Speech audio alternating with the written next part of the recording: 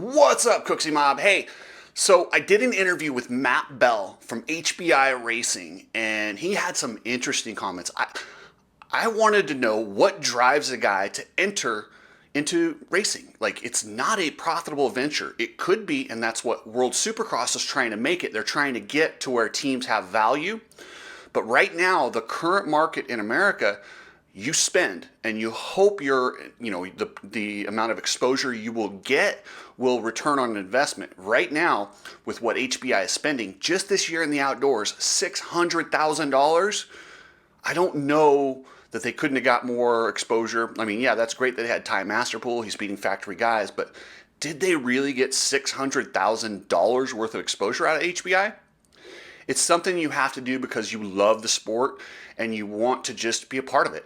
And while I like that, and while I could not tip my hat far enough to Matt Bell for doing this, I do think the leaders of this series and Feld and MX Sports need to take a look at this model and say, hey, it's awesome that we allow the factories to come in and showcase their products, but how can we make this a profitable or at least break even venture agreement, or venture business venture for these guys like Matt who want to start a team? Can they get something back? Can they be a part of it without, just dumping their own money over and over? And people ask why these guys come in for a couple years and leave. It's because you can burn that much money, no matter how rich you are. If you burn seven figures every year and you get nothing in return, and in fact, you sometimes get treated like crap at the races, yeah, that's why they go away. So it's a broken system, but Matt Bell is a saint, and I welcome him to the sport, and I really hope that some of the stuff he brings to the sport, it's unique. I love it. They're using it as kind of a faith-based thing, but they're also very open about it. I asked him, like, hey, just because you're a faith-based team, what does it mean, when you have riders that aren't faith-based? And he said, no problem. We accept everybody. And that's a great answer, and I really appreciate it. He talked about the communication or lack thereof with Super Motocross, Super Duper, about the payout. They don't know exactly, he doesn't even know exactly how it works. And he's the team owner. He's the one who's supposed to be getting the money from, Caden Braswell and and Ty Masterpool after the Super Duper. And he gave updates on the medical conditions of his riders, Hardy Munoz. And after the appendicitis scare that Ty Masterpool had, he let us know. And you guys got to listen to that. I've never heard anything like it. I think it's a miracle. It's crazy how this happened. So anyway, guys, you know my sponsors. Complete Racing Solutions, Coach Rob, he's the man. Ride strapped or strapped with the cool goggles. Oh, and by the way, strapped, if you use Cooksy at checkout, you get free shipping. I'll be going through the comments, giving away some free stuff. And they were late to the Instagram game. So they've just started. They're way behind. If you could head over to Instagram and give Strapped a follow, I would appreciate it. That'd be very cool. They're a great company, and we need to catch them back up. They're a little behind the game on their Instagram. Epic Garage Designs. You guys know Epic Garage with the cool, like if you just need something, you need to get organized in your trailer, in your garage, whatever you need, hit up Epic Garage Designs. And then if you're going to ship something, you're going to ship it via truck, hit up Precision Transport. Stop dealing with these knuckleheads and call Precision Transport. And remember, guys, you don't need to fix the world today, but you should be a little bit better than yesterday. So, all right, guys, this is Matt Bell, owner of HBI Racing. You need people like me so you can point your fucking fingers and say, that's the bad guy. All right, guys, so I've seen HBI out there. I see they've got Ty Masterpool. I know you helped out my buddy Ben Riddle at Loretta Lynn's. So I got the owner, Matt Bell, on here with me. What's happening, Matt? How are you? Hey, good, man. How are you doing, Chris? Oh, great. So tell me about your team. How'd you start it? Why'd you start it? Yeah, so man, I used to race amateur motocross back in the 80s, and I got out of it when I was about 17. I was okay, but like never going to be pro, and had to sell my bike to buy a car, and then life happens, right? So went to college, got married, had kids, and honestly, like I didn't even think about motocross or supercross for 26 years. So like James Stewart, Ryan Villapoto, all those guys, like I didn't even know who that was because I just got out of it. Like didn't watch supercross, didn't watch motocross, played some soccer, built up our business. And then gosh, about 6 years ago when I was 42. I bought a little trail bike just to screw around on, and I had this little jump out in my front yard. It wasn't a jump; it was like landscaping, and just started jumping it. And I'm like, man, I really miss racing motocross. So went and bought a 2000 YZ125 and said, let's go try to race. Just started having some fun, and then yeah, so that's how I got back into the motocross scene. Yeah, it's funny how So that happens. My brother and I were out and we rented scooters in Hawaii, and it's funny the gateway that brings you back. Anytime you get on anything with two wheels, you're like, oh man, I gotta start riding again. So yeah, yeah, for sure. So we did that for about a year, just race some local stuff. We've got this local series in Florida called the I4MX series, and did some local races. Had never ridden a four stroke because back in the '80s they didn't have them. So 2019 CRF 450 was my first four stroke, and after about a year, my wife and I were like, man, it's fun racing, but we want to do something to give back to the sport. So we were really involved with ministry at our church, and talked to Kenny Yoho, who runs the series down here in Florida, and said, hey, can we do some ministry at the track? He's like, yeah, we used to do church services, and the guy was kind of hit or miss. And so if you guys want to jump in, so started doing trackside church services down in Florida, and started out with 5 people the first service, and now we have about 80 every Sunday morning. And so we serve coffee, donuts, orange juice, and talk a little bit about Jesus. that's awesome because that's one of the So, things yeah. one of the things I know a lot of people who are super religious, you never see them at the track on Sunday because they got church. You're holding church at the track. How great is that? Oh yeah, man. You got to bring. That's one thing we figured out. I mean, you have to bring church to them, and so I think a lot of people were really missing that aspect of it. So yeah, so we baptized about 18 kids in a lake down at Moto Bros in Okeechobee this year. Held a couple camps, and that's when we met Ben Riddle. So Ben, we did a camp last year. Ben was one of the instructors. I'd never met Ben, but kind of knew his story. And at the camp, he was just telling us about, you interviewed him, so the whole deal with, him going to prison and, injuries and everything that happened. And so my wife and I were like, man, we really want to help this guy. And Ben was like, I'd like to get back to Loretta's. I don't have a bike. And so we talked about it and bought him, I think it was a 22 CRF 450, and started riding. And he was our first like amateur rider ever. And then it just kind of grew from there. Picked up a few kids here and there, some girl riders, some kid riders, some older riders, and had about, I guess, 8 or 10 people on our amateur team. And then last year at Loretta's, or sorry, yeah, going into Loretta's, Cole Bradford, who was just looking to turn pro, saw him post something that he was having a hard time getting to Loretta's. So never met the guy. Hit him up and said, hey, I know your van's broke down. How can we help you get there? So he said, well, if you could help me get a rental, or if you know anybody, helped him get to Loretta's. And then I didn't really think anything else of it. I think he did okay. I think he came in maybe 11th or something in pro sport. 3 weeks later, out of the blue, he reaches out to me and says, hey, I'd like to meet up with you and just thank you for helping me get there. And oh gosh, talked to him and decided we wanted to help him get a bike so he could race mini-goes down in Florida. And he was our first kind of stint into the pro scene, I guess, if that's what you want to call it. And he's a great kid. Just loved going to some of the pro races and helping him out. So that's the start of getting into the pro piece of it. So when you're doing this as for the amateurs, now your company is Harding Bell International, correct? So that's Yep, that's right. HBI. You do tax, accounting, some financial advisory. Now, is this all just a write-off, or are you using this to bring in customers? What's the goal?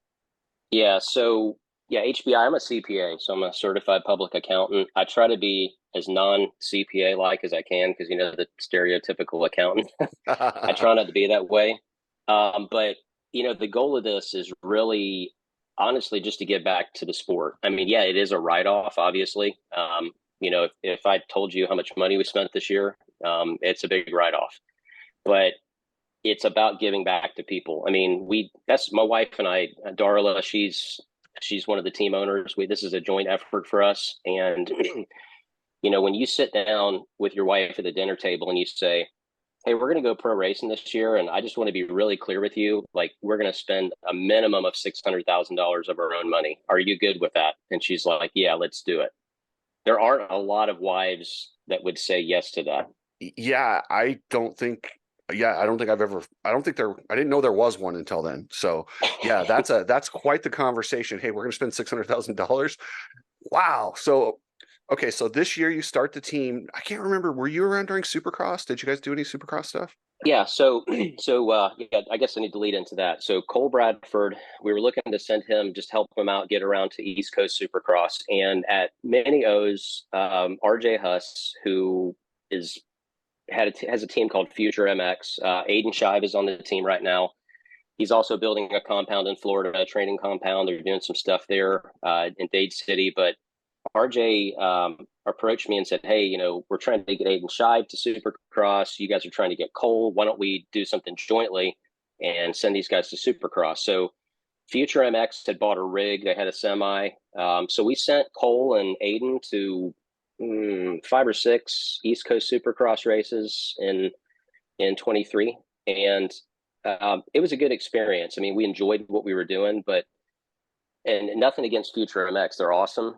He has a podcast as well and does some of this stuff, but we wanted to do things a little different. I've been my own boss for like 25 years. So it's hard for me to go back to just the title sponsor guy. Yeah. And so, we decided, hey, we're going to do our own thing under HBI Racing. And after Supercross, we, completed our commitment with Future MX and talked to RJ and said, hey, we want to take Cole with us and start something a little bit on our own. Had a great conversation with him and mutually agreed to do that. And so brought Cole on and then just started forming the team around him. And how many guys do you have on the team? Now you picked up Ty Masterpool after a couple rounds. How did that all come Yeah. down? Like, what did you start with and where are you at now? Yeah. So we started with 5 guys, or started with 3 guys, and we've ended up with 5. So the original team, if that's what you want to call it, was Cole Bradford, who was the rookie just starting out. Unfortunately, he got hurt 2 or 3 rounds in outdoors, cased the leap pretty hard and blew out his knee. So he's getting some surgery and recovering for Supercross. But then we also had Scott Meshy, who I've known for a long time, who's been in the sport. He helped us a lot to understand like how to talk with sponsors, and he had some connections, so he was a huge help. I've known him for a while, just through some sponsorship we did with him. Actually, I bought a bike from him when I was starting out to ride again, and then brought Hardy Munoz on. He was finishing up his contract with another team at Supercross, and said, "Hey, you want to go racing?" So brought those 3 guys on initially, and then the Masterpool thing is really cool. So when we started going to motocross, first race at Fox, we're like, how can we give back to the motocross community doing this pro thing? And so, my wife and I were like praying about it, trying to figure out what do we do to help people and give back while still having a competitive team. And so that night at Fox, we went and bought a bunch of tacos just for the team. Went and bought way too much because I don't know how to keep track of those things. Had like $300 worth of Mexican food from some little joint down the road. Set it up, and I'm like, we ate like a quarter of it. So a couple of the mechanics were like, hey, let's go through the pits, see if anybody wants to come eat. Invited the Alpine Stars guy over. He was looking for tacos, so he came over, and then the Pirelli guy and some of the drivers of the trucks. And 2 of the people that happened to come over were the Masterpools, not Ty, but Jerry and Tara, his parents. And I had a really good conversation with Jerry. He's like, he's like, I don't know. Every time I walk by your pits, he's like, there's something different about you guys. It's not like the pits look great. And he's like, they do look good, but something's different. And so that was our first like idea. Let's start feeding people in the pits on Friday night. So ever since Fox, we feed everyone. Anybody that wants to come by our pits and eat, we'll have Cracker Barrel, we'll have Olive Garden, we'll have Chick-fil-A. And anybody that wants to come eat, privateers or whoever, factory team mechanics and drivers, they come over. Jerry and Tara came to every one of those meals. And right before Thunder Valley, which was, of course, Ty's kind of breakout race where he started beating factory guys. Yeah, that was crazy. They came, they came over to our pits in the morning, and I wasn't at the race, but my mechanic texted me, one of our mechanics, and said, "Hey, Masterpools are asking if you can take Ty's bike around." And I'm like, "Well, do we have room in the rig?" He's like, "Yeah, we have room." I said, "Well, go back to him, tell him we'll be happy to take his bike around, but we want some representation from HBI on the bike." So they verbally agreed to that, and I knew who, like, I'd heard the name Ty Masterpool, but I didn't know like how good he was. And then I'm watching the race, and I'm like watching him pass factory guys, and I'm like, holy crap, like this kid is really fast.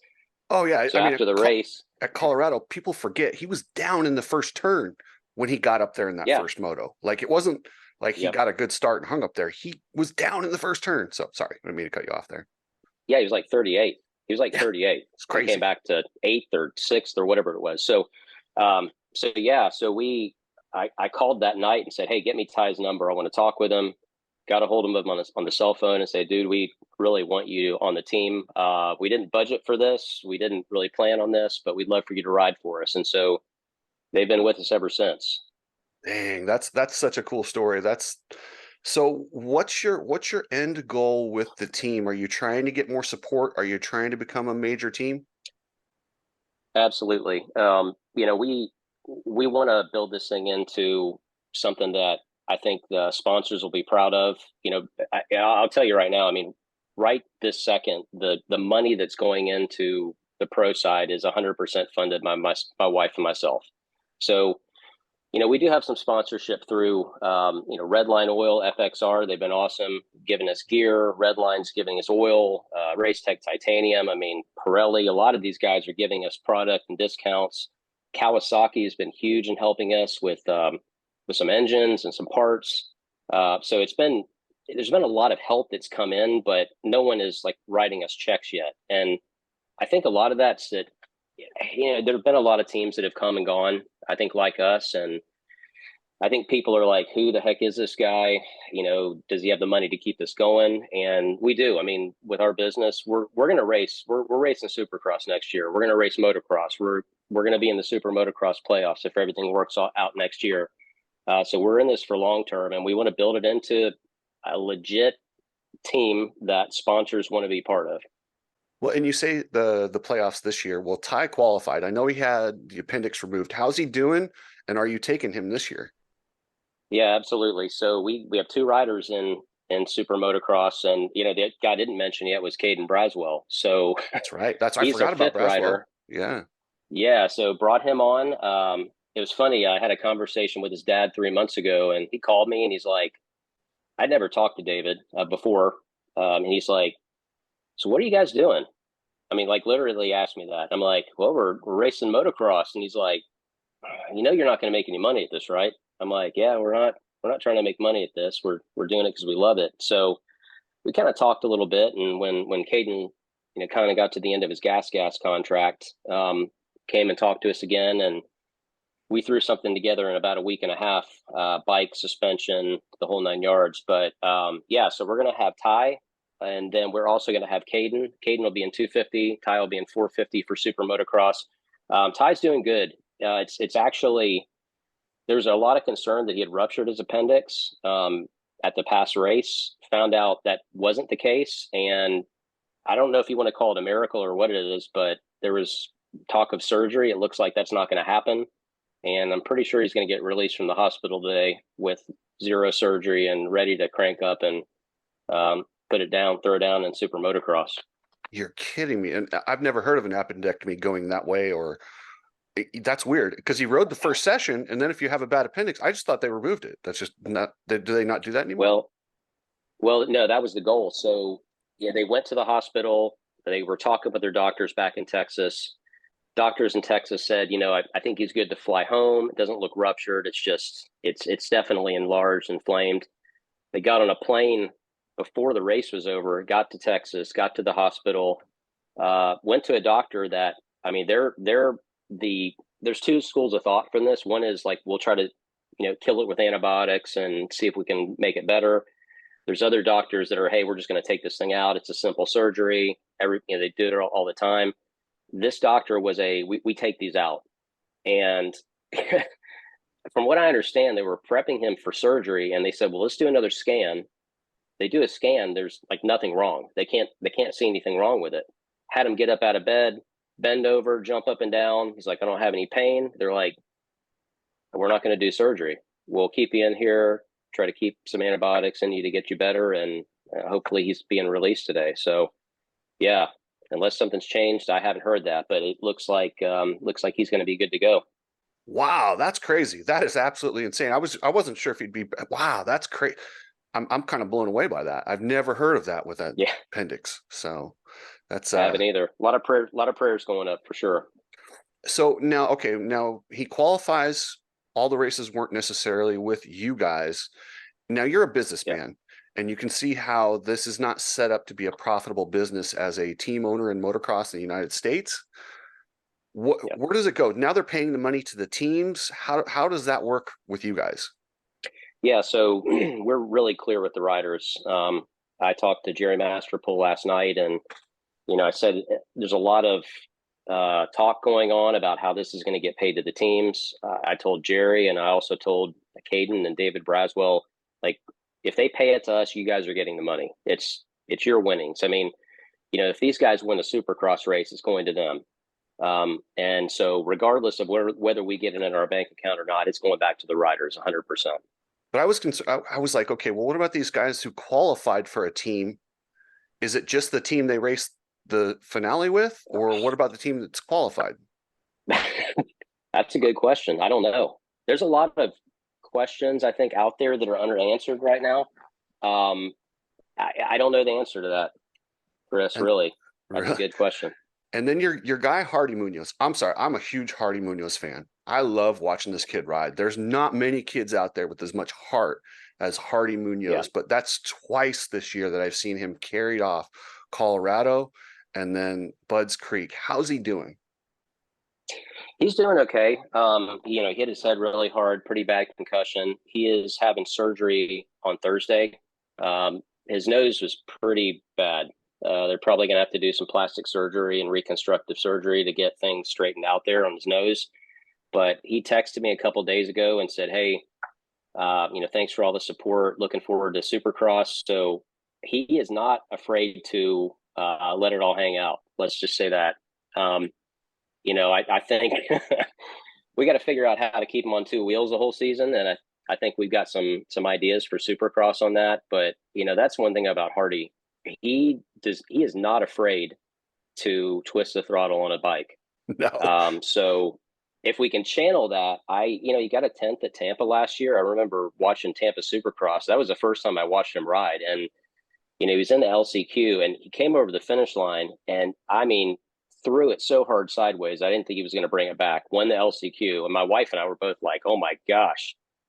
The kid really, really wants it and came in 10th. So, he has top 10 speed. It's just, we've got to figure out how to help him how to channel that. And, Hardy and I have had some talks about that, and I think we'll get him there for Supercross for sure. Yeah, his nose was so bad. I used that picture that he posted on Instagram in my video on YouTube, and I got a violence warning. I had to like appeal. I'm like, no, that's just from Instagram. Like, that's not like, I'm not promoting violence here, But he looked like he was in a cage fight. He was banged up. Yeah, it was pretty rough. I'd put it in this one, but I'll probably flag this one too. So you're gonna have to go check my other video if you want to see that one. All right. So what? There was another question I was gonna ask. Oh, so you get these guys and Hardy. Have you? He was knocked out also in Colorado, right? Is that why he got carted off there? Yeah, that's right. Now, have you seen a neurologist or checked? Like, how do you manage concussions? Because I know that they have a so-called concussion protocol in this sport. It's horrible. It's essentially, are you okay? Yeah, okay, go. What do you do to protect him from himself? Because he, like you said, Hardy's a savage. This dude will probably ride this weekend if you let him. Oh yeah, How do you yeah. He'd manage be that? back on the bike. We just have to tell the riders. I mean, the bikes are owned by us; they're not owned by the riders, and so we always want to make sure that the rider is important to us first and foremost. Like, we're doing this because we care about the riders, and we really, really care about their health. And so, we're not going to let him get back on a bike until he's cleared by a doctor that he's allowed to do that. I don't know what time period that'll be. I mean, if he's getting surgery on his nose Thursday, I've heard that's not very fun.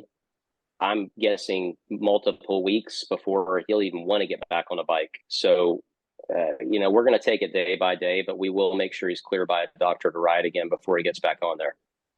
That's awesome because and then that's one of the things in this sport. So a lot of these kids rush back, and I'll just use pro circuit as an example.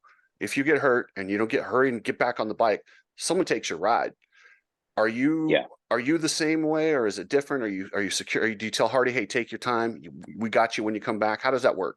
Yeah, we tell all the guys that. I mean, obviously the biggest thing that's important to us is, I think, effort, to be honest with you. So, a guy like Hardy, you can't fault his effort. I mean, the kid, he trains. We know he's training off the bike. Um, we know that when he's on the bike, he's riding as hard as he can, sometimes to his detriment. But we tell him, look, your spot's secure. We try to let him know, hey, you're racing Supercross for us.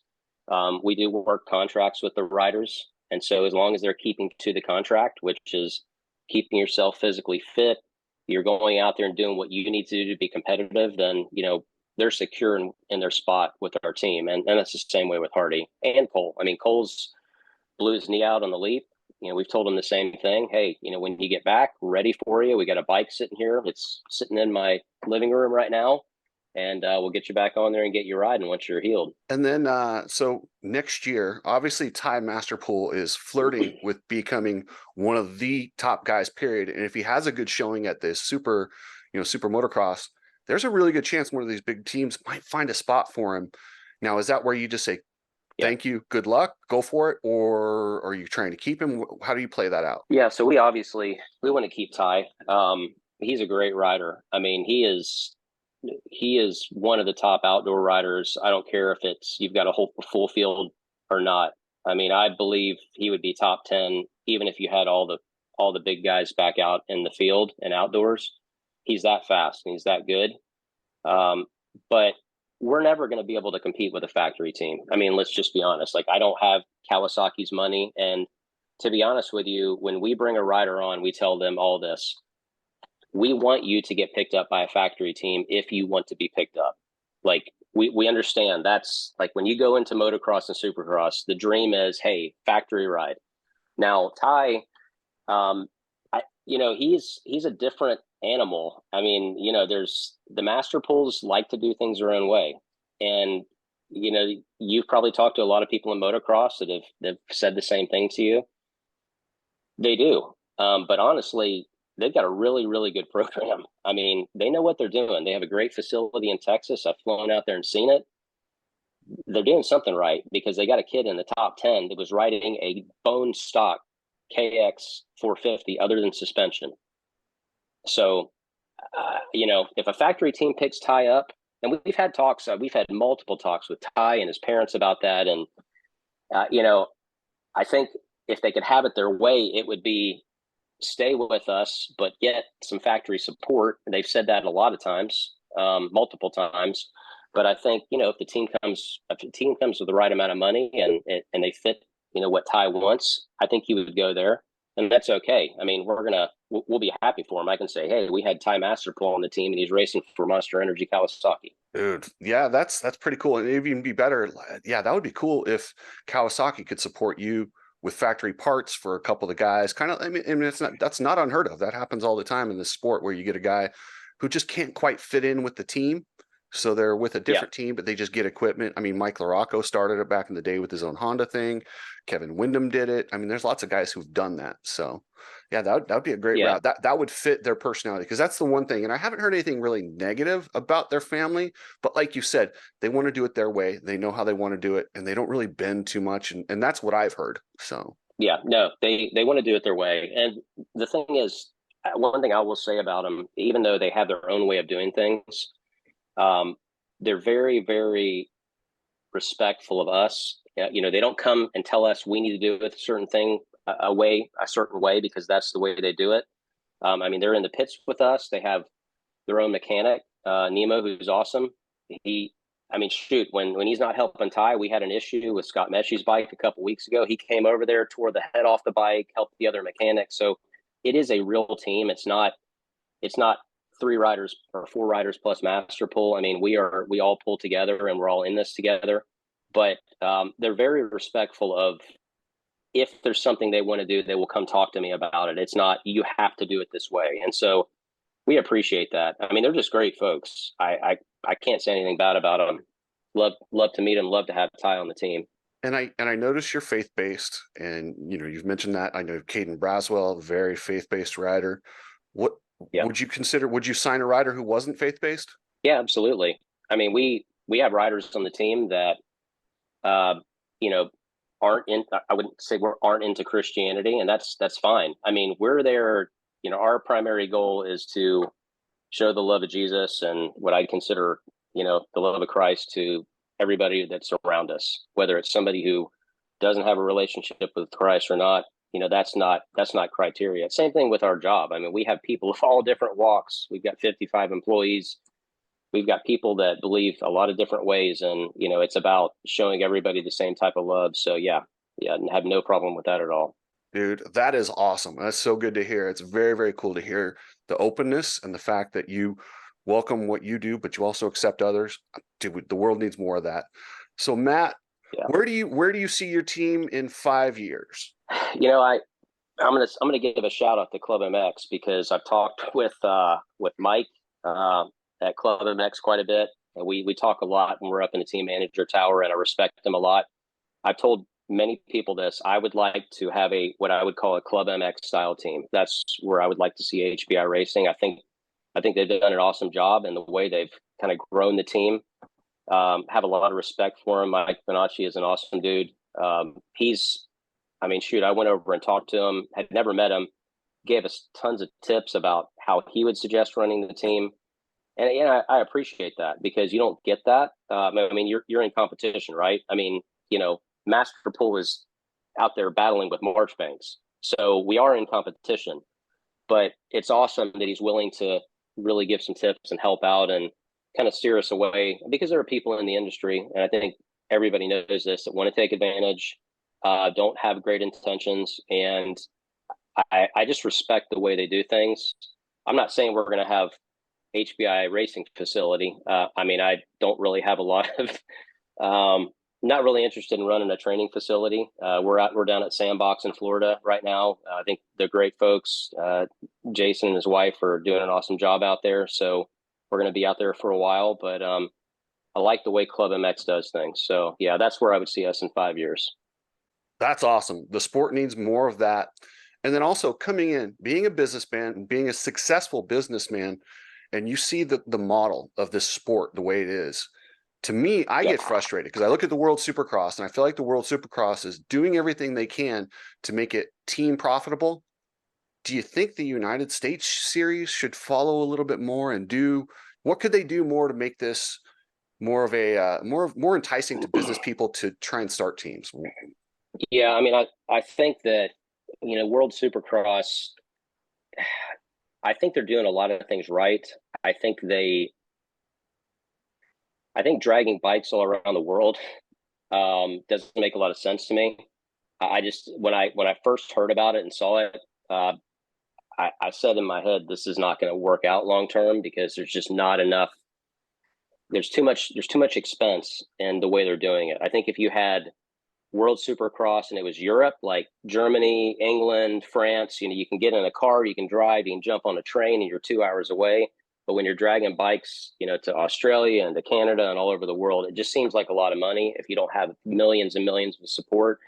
But I do like the way they're putting money into the teams because this is an expensive sport. I mean, if we do if we do an entire year of Supercross, like if and we're still toying with like what it's going to look like for Supercross 24. So, we're looking at, do we do 250 East only?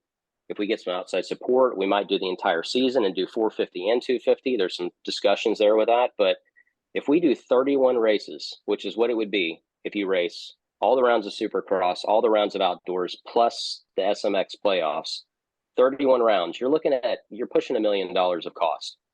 And so there aren't a lot of people that are willing to throw that money out and just burn it, which is what you're doing really, because you love the sport. I mean, it's a big commitment. So I think some help from the industry toward teams would be a big incentive for more people to come in and invest their money. Yeah. And I see, and I look at it and I see, and I've calculated the numbers to outdoors. I see how many fans show up. I know how much they pay. I know how much the series pays. I know how much Monster pays to be a part of it.